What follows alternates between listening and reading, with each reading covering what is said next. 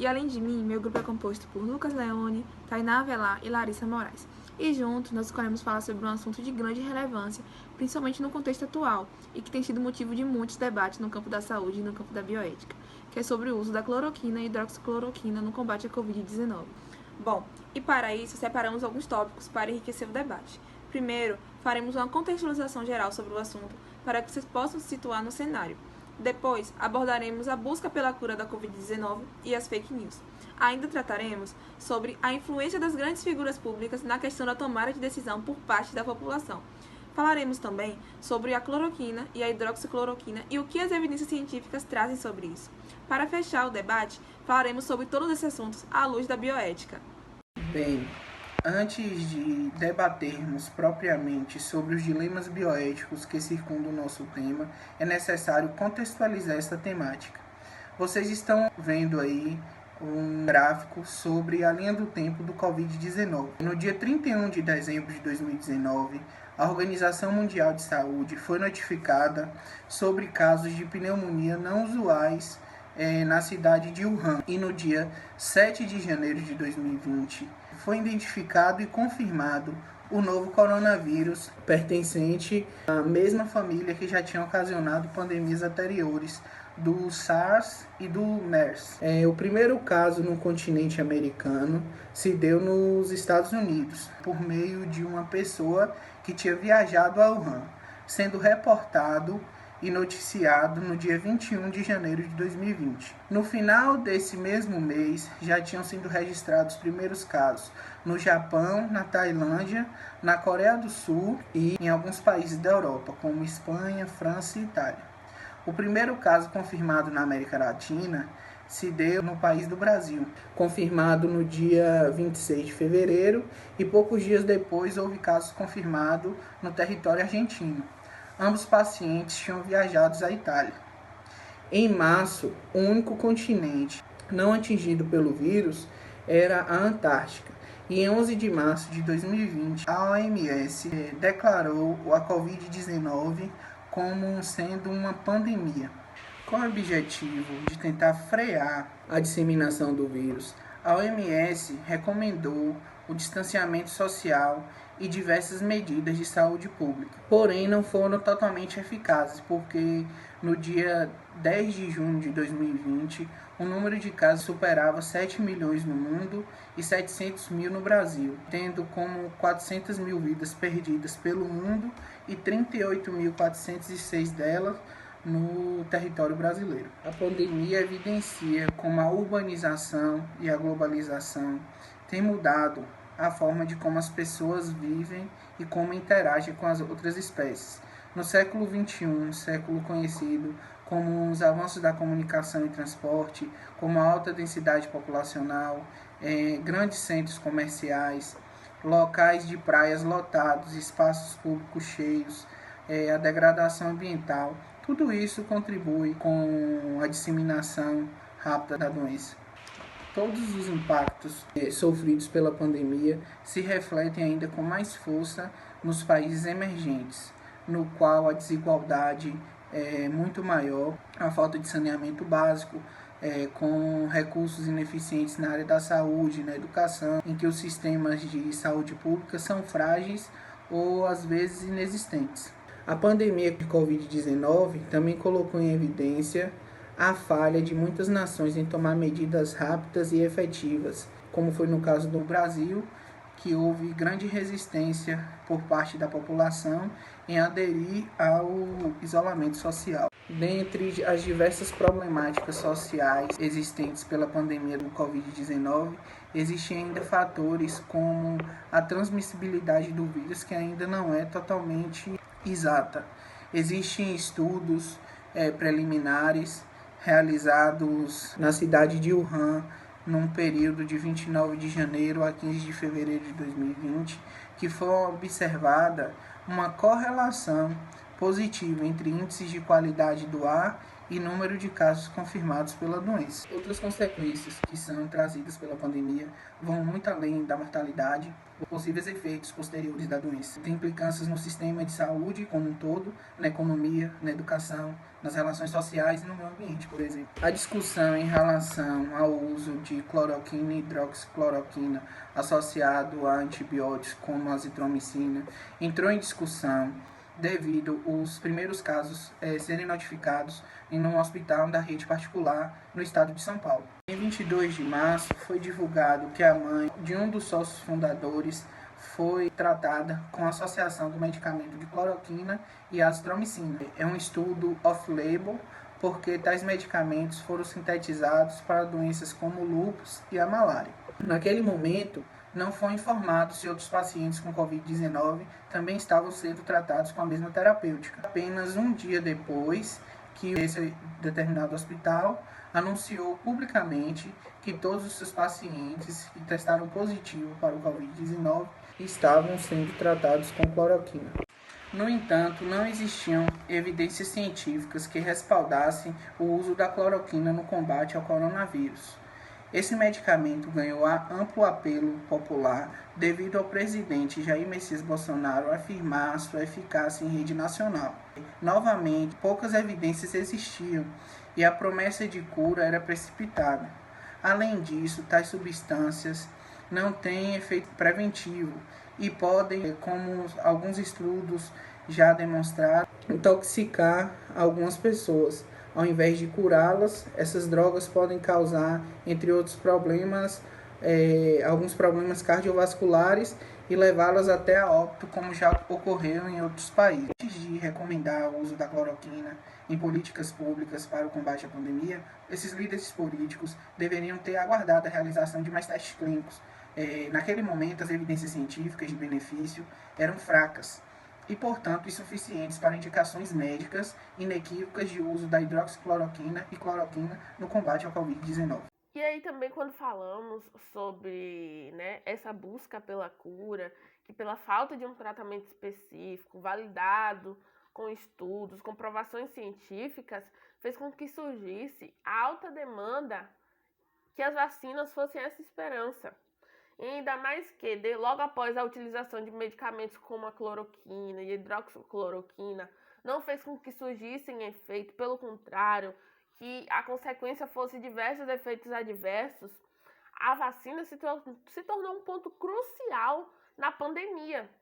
Se tornou algo que vai controlar esse caos que está o país, as questões sociais, as questões econômicas e principalmente de cunho da saúde.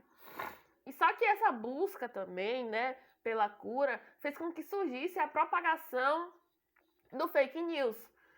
Um dos casos é a chamada da cloroquina, que figuras públicas, mesmo sabendo que não haveria constatação científica, mesmo assim utilizou de sua imagem, de seu poder, propagar essa fake news. E só que isso, a maior parte afetada, são aquela população vulnerável, que acaba recebendo essas mensagens por redes sociais, pelo WhatsApp, pelo Facebook, e acabam compartilhando também com seus parentes e amigos.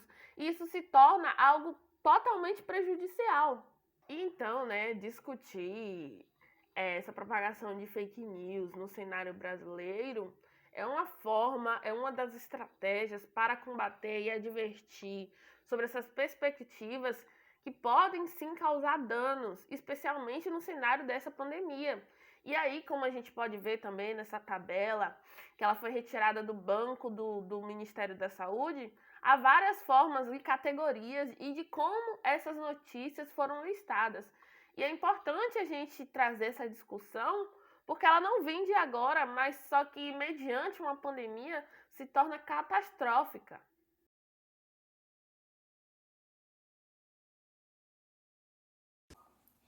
Quando falamos da influência de figuras públicas na indução ao uso da cloroquina e da hidroxicloroquina, temos o presidente da República, Jair Messias Bolsonaro, no topo do palanque. O presidente defendeu o uso do medicamento desde a fase inicial. Há pouco conversei com o Dr. Roberto Calil, Cumprimentei-o pela honestidade e compromisso com o juramento de Hipócrates, ao assumir que não só usou a hidroxicloroquina, bem como a ministrou para dezenas de pacientes. Todos estão salvos. Disse-me mais que, mesmo não tendo finalizado o protocolo de testes, ministrou o medicamento agora para não se arrepender no futuro.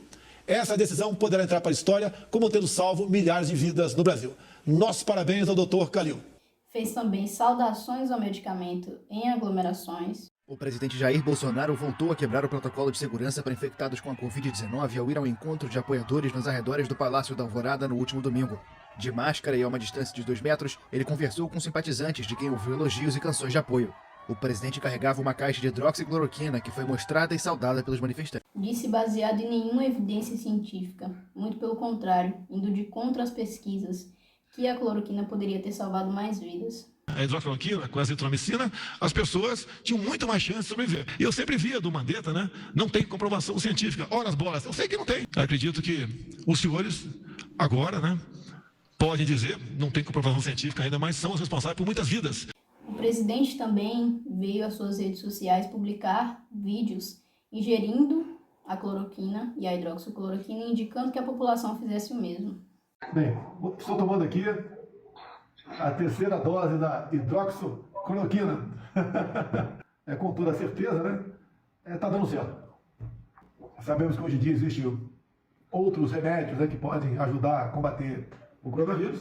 Sabemos que nenhum tem a sua eficácia cientificamente comprovada, mas uma pessoa que está dando certo. Então, eu confio na hidroxicloroquina. E você? Valeu, tamo junto. Por mais lamentável que seja, a influência do chefe de Estado foi o suficiente para que parte da população procurasse por essa terapia medicamentosa e aderisse. Achamos justo ressaltar também as declarações do presidente conforme o avanço da pandemia do Covid-19 no Brasil. Dia 10 de março, 34 casos. Muito do que tem ali é muito mais fantasia. A questão do coronavírus, que não é isso tudo que a grande mídia propaga. 17 de março, 290 casos e a primeira morte confirmada. Esse vírus trouxe uma certa histeria. 24 de março, 2.201 casos e 46 mortes. Pelo meu histórico de atleta, caso fosse contaminado pelo vírus, não precisaria me preocupar, nada sentiria ou seria acometido, quando muito, de uma gripezinha ou resfriadinho. 20 de abril, 40.581 casos, 2.575 mortes. Não sou coveiro. Dia 28 de abril, 71.888 casos, 5.017 mortes. E daí? Lamento. Quer que eu faça o quê? Eu sou Messias, mas não faço milagres. Hoje no Brasil já são mais de 4,4 milhões de casos confirmados e mais de 134 mil óbitos. A prática baseada em evidências, ou ainda saúde baseada em evidências, nada mais é do que a integração entre a busca pela melhor evidência científica disponível, a expertise do profissional e o respeito à subjetividade do paciente. Em meio à pandemia do novo coronavírus, tem sido cada vez mais difícil cumprir com essa tríade, pois são muito poucos os estudos disponíveis sobre esse assunto. Ainda não se sabe ao certo como esse vírus age em cada organismo, quais são os tratamentos mais eficientes e quais são as medidas profiláticas que podem ser tomadas para evitar o contágio por esse novo vírus. Conforme já mencionado, muito se discute no Brasil sobre o uso da cloroquina e hidroxicloroquina no tratamento da Covid-19. Mas o que as evidências científicas já trazem sobre esse assunto? Antes, precisamos entender para que serve primordialmente a cloroquina e a hidroxicloroquina. Embora muito parecidos, é muito importante entender que a cloroquina e a hidroxicloroquina são remédios diferentes. Ambos derivam da mesma substância que é a quinina. A cloroquina é usada primordialmente para o tratamento da malária, enquanto a hidroxicloroquina é utilizada para o tratamento do lúpus e da artrite reumatoide. Outra diferença também muito importante é que a hidroxicloroquina ela é um solúvel da cloroquina. Por esse motivo, ela é considerada também mais leve e menos tóxica do que a cloroquina. Dentre os efeitos colaterais conhecidos com o uso dos dois medicamentos, nós temos a hipoglicemia, problemas cardíacos, problemas neuropsiquiátricos e a retinopatia. A Solidarity, grupo de estudos internacionais, aponta a importância de estudos randomizados no tratamento a qualquer doença devido à sua eficiência, mas até o momento não temos nenhum estudo desse nível para qualquer tratamento à Covid-19, incluindo a cloroquina e hidroxicloroquina. Bom, já que não temos nenhum estudo que comprove a eficácia da cloroquina e da hidroxicloroquina no tratamento da Covid-19, como supostamente esses medicamentos agiriam no nosso corpo? O vírus SARS-CoV-2, o novo coronavírus, ele se liga à enzima conversora da angiotensina 2 para conseguir entrar na célula. E aí que entraria a cloroquina e a hidroxicloroquina, bloqueando esse contato para que o vírus não entrasse na célula e assim evitando a sua proliferação no corpo. Para ficar mais claro, nós separamos um vídeo que exemplifica muito bem tudo o que eu acabei de citar. Ele mostra a entrada do coronavírus nas células. O coronavírus leva esse nome por ter o formato parecido com o de uma coroa, e é justamente essa estrutura externa que os pesquisadores da Universidade do Texas e dos Institutos Nacionais de Saúde de Maryland decifraram. Na parte de fora do vírus fica uma camada de proteína que adere às células humanas e abre as portas para que o vírus comece a infecção. Essa ideia de que a cloroquina e hidroxicloroquina agem exatamente impedir a entrada do vírus nas células surgiu de um estudo não randomizado realizado na França, que teve seus resultados descredibilizados por falhas metodológicas. Em contrapartida, no Brasil, nesse ano de 2020, foi realizado um estudo com 81 pacientes que testaram positivos para o novo coronavírus, com o uso da cloroquina e hidroxicloroquina. Só que, infelizmente, o estudo precisou ser interrompido, pois 11 pacientes vieram a óbito, além de ter se percebido um aumento nos outros pacientes de arritmias cardíacas. E chegamos também agora no cenário, né, da questão das correntes da bioética e como elas se entrelaçam, né, no cenário da Covid-19. E no dia 30 de maio, a Sociedade Brasileira de Bioética divulgou uma nota contestando algumas informações que foram divulgadas pelo Ministério da Saúde, que afirmava que era dever dos indivíduos tomar as decisões e que fossem responsáveis por essas decisões, respeitando sua autonomia. Só que, o que foi contestado? Como é que esses indivíduos podem ter autonomia quando eles nem sabem que a terapêutica tomada pelos seus médicos não tem respaldo científico? Essa foi uma das constatações da Sociedade de Bioética. E é importante porque como é que o indivíduo vai exercer a autonomia se ele nem tem o autoconhecimento? Se ele não sabe quais são os efeitos adversos, que não tem publicação científica suficientemente que declare que esse tratamento será efetivo. E também quando falamos, né, do princípio da justiça, que é como a igualdade, justiça e equidade, que os seres humanos devem ter em termos de dignidade esse direito, acabamos vendo totalmente o oposto, porque quando o médico ele passa uma terapêutica que há possibilidade de malefícios ao paciente, que já está extremamente vulnerabilizado, né? Esse Ministério da Saúde, ele não pode promover a justiça, ele não pode modificar o curso da infecção do Covid, ou sequer garantir a equidade pela busca melhor de assistência através do SUS. Ele não pode garantir isso, não pode garantir essa justiça, equidade. O princípio da não maleficência e da beneficência afirmam que os benefícios diretos e indiretos a pacientes, sujeitos de pesquisa e outros indivíduos afetados devem ser maximizados e qualquer dano possível a tais indivíduos deve ser minimizado quando se trata da aplicação e do avanço do conhecimento científico, das práticas médicas e tecnologias associadas. A despeito disso, as orientações divulgadas pelo Ministério da Saúde não se pautam pela beneficência e causam prejuízos, visto que não há orientação terapêutica baseada em evidência científica. Não se pode orientar qualquer dose para o tratamento sem evidência científica necessária que pode levar a danos graves ao paciente. O SUS deve sim garantir medicações que considerem a maximização dos benefícios e a minimização dos danos. Logo, deve garantir também insumos e acesso a tratamento com avaliação científica e provável eficácia. Inclusive, disponibilização de leitos de UTI a todos aqueles que deles necessitarem. Já quando falamos da bioética da proteção, falamos de uma corrente da bioética que visa proteger os mais vulneráveis, incluindo os vulneráveis em conhecimento. Veja só. Uma população periférica, com relações assimétricas, empobrecida, com poucos recursos. Até que ponto o princípio da autonomia é legítimo? A bioética da proteção não nega a autonomia do indivíduo, mas ressalta que para que exerça sua autonomia é necessário emancipação. Enquanto ela não existe, é dever moral e ético dos profissionais de saúde proteger a população. As pesquisas, os estudos E as evidências são um alicerce para a construção da emancipação dos indivíduos e das coletividades. Não é ético prescrever um medicamento, nesse caso a cloroquina e a hidroxicloroquina, se não há comprovação científica de que ela funcione. É justamente o contrário. Já existem diversas pesquisas que mostram que ela não traz benefício algum no tratamento dos acometidos por Covid-19.